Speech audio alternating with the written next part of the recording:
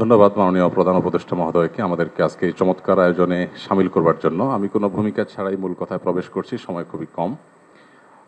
আমাদের এই ছোট্ট এবং ক্ষুদ্র বাংলাদেশে ছোট বড় অনেক সমস্যাই আমাদের আছে। আমাদের এখানে গ্রাম থেকে শহরে ভাই ভাইয়ে যে কলহ হয়, কোন্দল হয়, সেটা পৃথিবীর অনেক দেশে কিন্তু হয় না। এই বাস্তবতাকে আমরা মনে হয় কেউই অস্বীকার করতে পারবো না। আমাদের এখানে যে রাজনৈতিক কোন্দল হয়ে আসছে 50 বছর ধরে, পৃথিবীর অনেক দেশেই কিন্তু সেটি হয় না।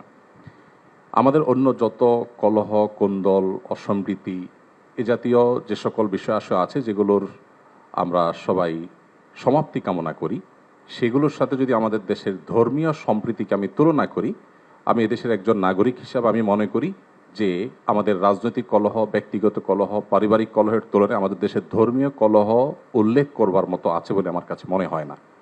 অবশ্য এটি আমার মনে হওয়া না হওয়াতে কিছু আসে যায় না। এটি আমাদের সম্মানিত অন্য ধর্মাবলম্বী যে সমস্ত আমাদের বন্ধুরা আছেন, ভাইরা আছেন, শ্রদ্ধেয় ব্যক্তিবর্গ আছেন, এটি তাদের আমার মনে হয় বলতে হবে।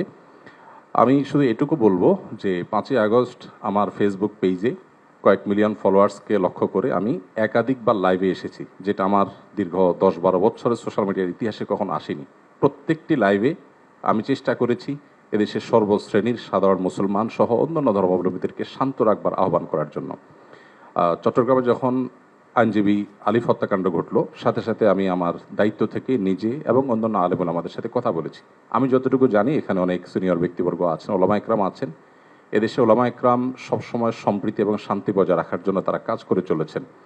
এবং আমার জানা মতে ওলামা একরাম রিনাউন্ড কোনো আলেম কখনো অন্য ধর্মাবলম্বীদের কোনো প্রকার শান্তি বিঘ্ন সৃষ্টি করার মতো কোনো কাজ, কোনো আহ্বান, কোনো উদ্যোগ তারা কখনো নিয়েছেন বলে আমার জানা নেই। পৃথিবীর অনেক দেশে যারা আমাদেরকে সকাল বিকাল নসিহত করেন, আমি তাদের প্রতি শ্রদ্ধা রেখে বলছি, সেখানে যেরকম আমরা দেখি দলে দলে মানুষ গিয়ে বিভিন্ন ধর্মাবলম্বীদের উপাসনালয়ে হামলা করে, আমাদের দেশে বিচ্ছিন্ন ঘটনা ঘটে না আমি তা বলবো না, তবে রিনাউন্ড ওলামা একরাম অত্যন্ত দায়িত্বশীল এবং দায়িত্বশীলতার পরিচয় তারা দিয়ে থাকেন। আমার মনে হয় এই জিনিসটা আমাদের অব্যাহত গতিতে এগিয়ে নিয়ে যেতে হবে। আমি আমাদের অন্য ধর্মাবলম্বী যে বন্ধুরা আছেন, ভাইরা আছেন, তাদেরকে বলবো প্রপাগান্ডায় আমরা যেন কোনোভাবে কান না দেই। আপনারা যদি কখনো সমস্যা বোধ করেন, আমি ব্যক্তিগতভাবে বলতে পারি আমার কথা। 5ই আগস্টে একটি হিন্দু পরিবার একজন মেজরের মাধ্যমে আমার সাথে যোগাযোগ করেছিলেন। আমি আমার সাধ্য অনুযায়ী তাদের নিরাপত্তার জন্য আমাদের যে সমস্ত ভাই বন্ধু আছে তাদের দিয়ে খুলনার একটি জায়গায় আমি ব্যবস্থা করেছি। আমার মনে হয় বাংলাদেশের যত বড় মাদ্রাসা আছে এখানে সব নেতৃত্বশীল ওলামা একরাম আছেন।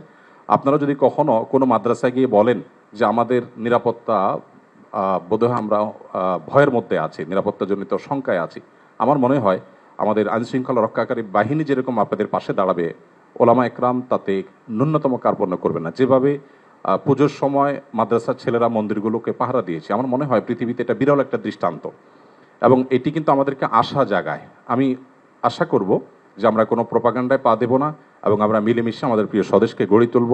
আমরা যে যে ধর্মে বিশ্বাসী হই না কেন, প্রিয় স্বদেশটা আমাদের সকলের। আমাদের স্বদেশে কোনো কালিমা লাগুক আমরা চাই না। আমরা সকলের সম্মিলিতভাবে ঐক্যবদ্ধ থাকতে চাই, ঐক্যবদ্ধ রাখতে চাই। আমরা যদি সবাই ঐক্যবদ্ধ থাকি তাহলে আমাদের দেশটি ভালো থাকবে, আমরা ভালো থাকবো। আমি আশা করছি আমাদের ঐক্যে কেউ চির ধরাতে পারবে না এবং এক্ষেত্রে আমাদের সীসাডালা প্রাচীরের মতো চলতে হবে। আমাদের কোনো সমস্যার জায়গা থাকলে অবশ্যই আপনারা বলবেন, আমরা সেই জায়গাটাকে সংশোধন করব। কিন্তু আমরা আমাদের প্রিয় স্বদেশকে সমৃদ্ধ দেখতে চাই, মাথা উঁচু করে দাঁড়াতে পারে সেরকম দেখতে চাই। আমাদের তরুণরা আমাদেরকে যে নতুন বাংলাদেশ এনে দিয়েছেন, স্যারের নেতৃত্বে যে নতুন বাংলাদেশ এগিয়ে যাচ্ছে, এই অগ্রযাত্রাকে কোনো শক্তি যেন থামাতে না পারে। আমার মনে হয় ধর্ম বর্ণ নির্বিশেষে আমাদের প্রত্যেকেরই ঐক্যবদ্ধ থাকার, ঐক্যের শপথ নেওয়ার সময় এখন সবচেয়ে গুরুত্বপূর্ণ।